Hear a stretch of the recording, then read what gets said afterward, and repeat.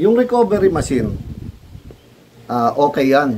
Wala akong masasabi dyan. Kailangan lang, mahalaga kasi yun para hindi pasisingawin, hindi nakakasira ng ozone layer. Dahil sira na nga yung ating kalangitan. So, magandang nire-recover. Pero, wag lang sanang ire-recycle yung ni-recover. Mga ka-vloggers, welcome po sa akin channel. Sana'y magustuhan po ninyo yung video na ito. Paki-like, share, and subscribe na lang po mga ka-vloggers. Eto na naman po ang aking pinakabagong vlog. Hello mga ka-vloggers! Welcome po sa akin channel, ang Ferdy's Vlog. Mga ka-vloggers, comment ulit. Ito po, kasi mga ka-vloggers, alam ko nakakatulong ako sa inyo dahil sa mga pagbasa ko at pagsagot sa mga comments ninyo, no? So, dito ako nag-e-enjoy ngayon. So, gagawin ko to para sa inyo tuloy-tuloy. Sasagutin ko at gagawin kong vlog na rin para sa inyo, ha? So, ito mga ka-vloggers, ang comment na to ay ginawa nitong ating ka-vlogger na si Mark Jericho Serra. Yun, sir, ha? Binasa ko na yung pangalan mo. Paano ang saktong pagkarga ng prion? Doon po siya nag-comment, ha, mga ka-vloggers. So, ito po ang comment ni sir. Sir, good afternoon, morning po. Sinama-sama na niya lahat. Ayan, basahin po ninyo nga pala mga ka-vloggers. Oh. Sir, good afternoon, morning po. Ito na. Magandang hapon at gabi at umaga rin po sa inyo, sir. Dahil po ata sa mga machine nyo, sir, galing yung idea nila ngayong recovery machine, no backlash ng evaporator ng AC system. Hindi naman po. Matagal na po nauuso yun mga ka-vlogger Mark. Nagkataon lang na may machine tayo at hindi naman dahil sa atin galing yun. Talagang maraming nai-invento yung mga tao para sa ikagaganda rin ng paggawa at paano makakatipid ang ating mga kliyente, mga consumer, no? So ito, ano pong comment tingin nyo sa recovery machine, sir, ng AC system na kumakalat ngayon? Ngayon, sir, idea lang po. Salamat na po ng madami sa sagot. Yung recovery machine, okay yan. Wala akong masasabi dyan. Kasi, sa akin nga, nandun nakikita ninyo katabi do sa mga machine doon, yung kulay puti, yung recovery namin.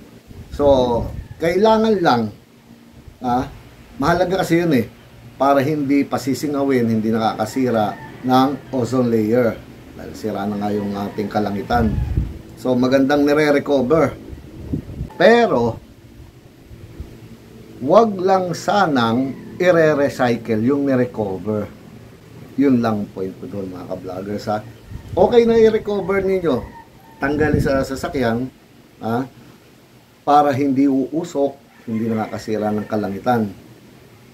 So, wag lang pong ire-recycle. Ano ibig ko sabihin doon? Wag lang pong ikakarga na naman ninyo sa ibang mga sasakyan na nagpapakarga. Kawawa naman po kasi sila. Naintindihan po ninyo. Hinigop ninyo, higop kayo na higop. Okay. Nagsama-sama na doon yung maitim, black oil, lagi ko sinasabi yan. Yung sobrang oiling system, yung may black oil, yung mga nag-stack up ang compressor, mga ribaba, o kakalasin ninyo dahil stack up, o yung nagbabara, lahat na ng dumi, ando na. Sabihin na ninyo may filter yan o kung ano pa man, dahil di natin masasabi ko talagang nasasala nila. Tapos mahangin na yan, luma, used na refrigerant, wag na po ninyong i-recycle o ikakarga ulit. Kasi yung mga customer ninyo na nagpapagawa at titiwala sa inyo, ang gusto siyempre nila, ang ikarga nyo sa kanila, bagong refrigerant, hindi recycle. So, nagbabayad sila ng tama. Singilin ninyo kung magkano ang presyo, babayaran naman nila, basta malamig yan. So, ibigay ninyo yung karapat-dapat. Ha? Huwag yung kinuha ninyo doon sa recovered ninyo, tapos ikakarga naman ninyo sa kanila. Nakakaawa naman po ang mga customer ninyo. Anong mangyayari ba kasi? Paano kung madumi na yung filter nung nyo, recovery machine? Ando na sa loob ng tanke ngayon ng mga dumi. Lalo na yung mga gumagawa na walang machine-machine. Meron lang pump ng motor na ganyan. Tapos may yelo sa balde. Miniyeluhan o nakalubog sa malamig na tubig na yung tangke. Hihigupin. Yun ang dire-diretsong dumi. Dadaan sa compressor nila na punong-puno na ng rebaba, tubig. Halo-halo na. Papasok ngayon sa tangke. Puro dumi. Alam mo may laman pero mas marami doon, rebaba, aluminum na wasak-wasak, black oil, maruming langis, putik, ando na lahat. Sabihin nyo. Tapos iipunin, hindi nyo man nakikita ngayon tangke. Oh, kala nyo bago yung pinagsalinan eh. Problema ngayon pag itinaob na, pinasok sa customer, pasok ang dumi. Anong mangyayari? Susunod yung compressor naman ng customer nyo, mawawasak. Yun ang lagi kong sa dami ng mga vlog ko, lalo yung mga unang-una mula nang gumawa ko ng channel na to, yun ang sinasabi ko na wag po natin gagawin yun. Ang interest natin magawa na mapatagal yung pagkasira. Pero bato-bato sa langit, sabi nga tamaan wag magagalit. Pero marami po talagang pasaway na ang interest naman po ay mawasak agad yung compressor na yon para palitan. At malaking gastusan, malaking kita, sabi nila. Pero bad po yun. Lagi ko sinasabi, huwag niyo pong gagawin yun. Kakarmahin kayo doon, mga ka-vloggers. Ano na yun, panloloko na po sa kapwa yun. Huwag na huwag po. Kung nakakagawa man kayo dati nung baguhin na po ninyo, dahil babalik po sa inyo yun, mga ka-vloggers na sabi ko.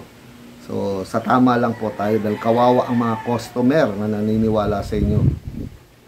Naniniwala, nagtitiwala, at umaasa sila na tama ginagawa ninyo, tapos ganun pala, panloloko po yun. So, laging bagong refrigerant lang. Yung recovery machine na yun, mga na-recover na refrigerant, huwag nyo nang gamitin yun. I-imbak ninyo, dahil lagi naman napapalitan yung tangke. Pag bumili kami, tangke. So, huwag nyo na pong i-recycle. Kung nakagawa man kayo noon, huwag nyo na pong ulitin. Please lang po. So, ano pa po bang sasabihin ko mga ka-vloggers? Ito na naman po ang pinakabagong edisyon ng aking vlog. Paalam mga ka-vloggers.